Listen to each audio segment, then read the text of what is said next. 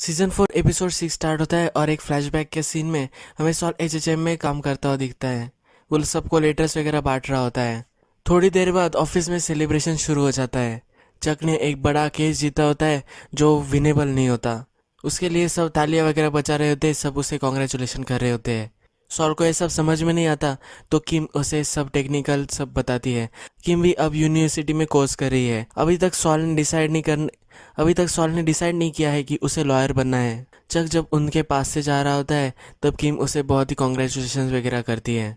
चक किम के बारे में पूछता है और किम बोलती है कि मैं यूनिवर्सिटी में कोर्स ले रही हूँ। किम लॉयर्स के लिए इतनी रिस्पेक्ट करती है। ये देखकर फिर सॉल हमें लाइब्रेरी चेक करते हुए दिखता है, यानी कि अब वो डिसाइड करता है कि उसे भी लॉयर बनना है। किम देर रात तक काम करती है और वो सॉल के पास आती है। सॉल के पास एक लेटर पैड होता है और जिस पर सॉल और उसकी जो फर्म होने वाली है उसका लोगो क्रिएट किया हुआ है, यानी कि ये बहुत ही बड़ा सपना है सॉल का। सुबह होती तो किम सॉल से पूछती है, क्या तुम उस साइकोलॉजिस्ट के पास जाने वाले हो? सॉल बोलता है कि मुझे नहीं लगता कि मैं उससे बात करूंगा और मेरी प्रॉब्लम वो सॉल्व कर सकेगा। ये मेरे लिए नहीं बना। ये सब वो किम को बताता है। किम भी बोलती है कि तुम्हें जो ठीक लगे वो तुम करो। नेक्स्ट सीन में हमें दिखता है कि किम श्वाइकर और क्रोकली को मिलने आई हुई होती है। वहाँ रिच उसका स्वागत करता है।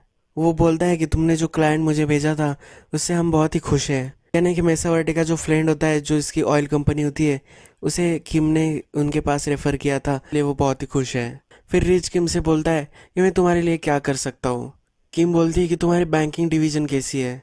वो बोलता है कि हमारे पास बैंकिंग का वर्क तो है पर ऐसे डिवीजन वगैरह कुछ भी नहीं है। यानी कि किम और रिच अब दोनों मिलकर एक बैंकिंग डिवीजन क्रिएट करने वाले हैं। किम ये डील उसे देने के लिए आई हुई होती है। नेक्स्ट सीन में हमें दिखता है कि माइक और गस एक बड़ी फैसिलिटी में आए हुए होते हैं। ये एक बड़ी कंपनी की तरह होते हैं पर इसके बीच में छोटे से घर होते हैं। अभी ये जो लोग हैं जो अंडरग्राउंड टनल खोदेंगे ये यहाँ रहने वाले हैं।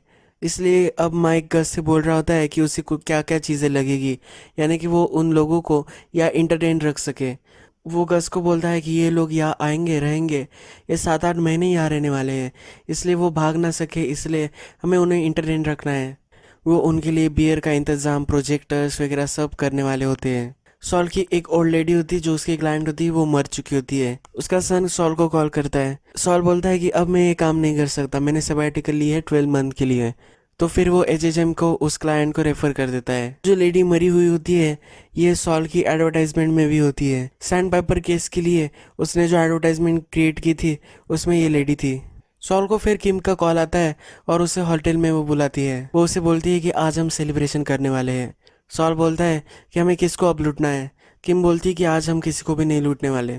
किम उसे बोलती है कि श्वाइकर के साथ मिलकर वो अब बैंकिंग डिवीजन चलाने वाली है, क्योंकि मेसा वर्डे उसके पास है। मेसा वर्डे का काम बहुत ज़्यादा है तो अब उसे ज़रा वक्त मिलने लगेगा। वो उस पैसों के साथ टाइम भी स्पेंड कर सकती है। सॉल के जो प्लान्स होते हैं वो अब सब तहस नहस हो जाते हैं। उसे किम के साथ ही काम करना होता है। वो वहाँ से उठकर चला जाता है, एक कोने में जाता है और अपने आप को संभालता है। वापस आकर उसे बोलता है कि ये सब ठीक है, कोई प्रॉब्लम नहीं है। वो किम को खुश देखना चाहता है। नेक्स्ट सीन में हमें दिखता है कि माइक उसके डॉटर इन लॉ के यहाँ आता है। प्रीवियस एपिसोड में माइक ने सपोर्ट ग्रुप में बखेड़ा खड़ा कर दिया था, तो इसकी वजह से उसकी डॉटर इन लॉ को अब तकलीफ हो रही होती है। वो अपने हस्बैंड को याद कर कर अब बहुत ही रो रही होती है। माइक उसे बोलता है कि मैंने जो भी कहा वो सच कहा था, पर अब हमें हमारी लाइफ के साथ आगे बढ़ जाना चाहिए। नेक्स्ट सीन में सॉल एचएचएम में आता है।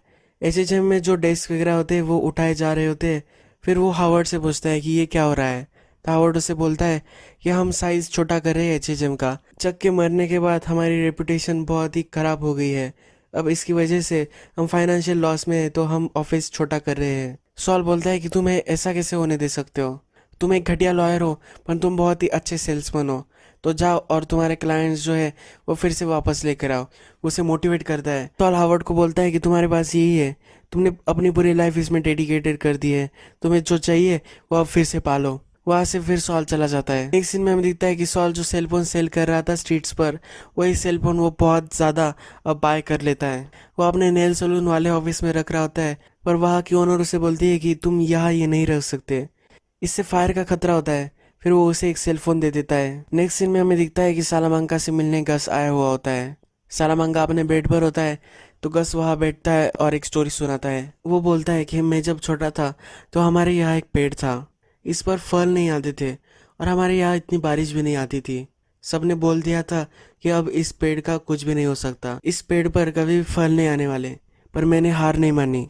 मैंने उसकी बहुत ही केयर की और इसको इतना अच्छा बना दिया कि उस पर फल आना शुरू हो गए।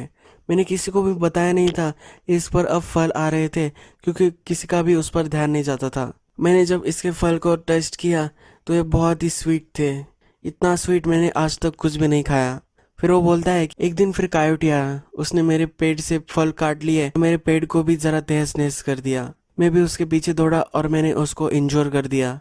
फिर मेरे घर के नीचे एक स्पेस था, वहां जाकर वो छिप गया। मैंने भी उसका वही इंतजार किया। रात हो गई, मुझे सब ढूंढने लगे, पर फिर भी मैंने आवाज नहीं की। मुझे उस कायोटी को बाहर आकर उसे मारना ही था। जब उस कायोटी को भूख लगी तो वो बाहर आया और मैंने उसे पकड़ लिया। मैंने उसे बहुत देर तक कैद में रखा था। इस तरह का ही बदला अब वो सालामंका से लेना चाहता है। उसे वो वेकअप करना चाहता है, उसे वो फिर से जगाना चाहता है और फिर उससे वो बदला लेने वाला होता है। नेक्स्ट सीन में हमें दिखता है कि जो शेल्टर गस ने और माइक ने क्रिएट किया होता है वह अब लोग आ जाते हैं। अब अंडरग्राउंड टनल का काम शुरू होने वाला होता है। जब ये सब लोग आते हैं तो माइक उन्हें बोलता है कि तुम्हें जो भी चाहिए वो हम ला कर देंगे। उन्हें सब सामान वगैरह स्टॉक अप किया होता है। या वहाँ एक वर्कर होता है जिसका नाम होता है काय। वो लड़कियों की डिमांड करता है। माइक बोलता है कि जो ठीक होगा वही तुम्हें मिलेगा। उनका जो रशियन कॉन्ट्रैक्टर होता है वो माइक से बोलता है ये फिर से नहीं होगा, ये जो मेरे लड़के हैं ये बहुत ही सिंसियर काम करते हैं, तुम इस बात का कुछ बुरा मत मान लेना। उस पर माइक सब नजर रख रहा होता है। जो गार्ड्स होते हैं उनको बोलता है काय पर तुम हमेशा नजर रखना, ये ट्रबल क्रिएट कर सकता है। नेक्स्ट सीन में हमें दिखता है कि सॉल स्ट्रीट के लड़कों के पास आता है। ये वही लड़के होते हैं जिन्होंने सॉल को मारा होता है प्रीवियस एपिसोड में। सॉल फिर उनके पास जाता है और उनको डील देता है। वो बोलता है कि अगर तुम मुझे नहीं मारोगे और मुझे काम करने दोगे यहाँ, तो मैं तुम्हें हर रोज़ $100 दे सकता हूँ। वो बोलते हैं क्यों ना हम फिर से तुम्हें मारे और तुम्हारे पैसे ले लें। सॉल बोलता है कि इससे तुम्हारा बेनिफिट नहीं होगा। अगर तुम मुझे रोज़ काम करने दोगे तो मैं हमेशा एक कंसिस्टेंट इनकम तुम्हें दे सकता हूँ। अगर तुम मुझे लूट लोगे तो मैं फिर से यह काम नहीं करने वाला और तुम्हारा प्रॉफिट सब चला जाएगा। फिर वो नहीं मानते और सॉल को फिर से लूटने वाले होते हैं। सॉल फिर वहाँ से भागता है, वो भी उसके पीछे भागते हैं। सॉल फिर उन्हें भागते भागते एक जगह लेकर आता है। वह उस जगह सॉल ने पहले ही 2 आदमी लाए हुए होते हैं। ये बहुत ही बड़े बड़े आदमी होते हैं। फिर उन लड़कों को वो लटका देते हैं। वो एक स्टोर में होते हैं और उनके पास एक बहुत बड़े बड़े डंडे होते हैं। वो उन्हें घबराने के लिए स्टोर का सामान फोड़ने लगते हैं। वो बहुत ही डर जाते हैं कि और बोलते हैं कि हम ये फिर से नहीं करने वाले। उसे सॉरी वगैरह बोल रहे होते हैं। सॉल फिर बोलता है कि तुम अब स्ट्रीट में वर्ड फैलाओगे कि मुझसे कोई भी नहीं झुंझेगा, मुझे अब स्ट्रीट में कोई भी ट्रबल नहीं होना चाहिए। इस तरह से अब सॉल उनसे बदला ले लेता है। यही एपिसोड खत्म हो जाता है।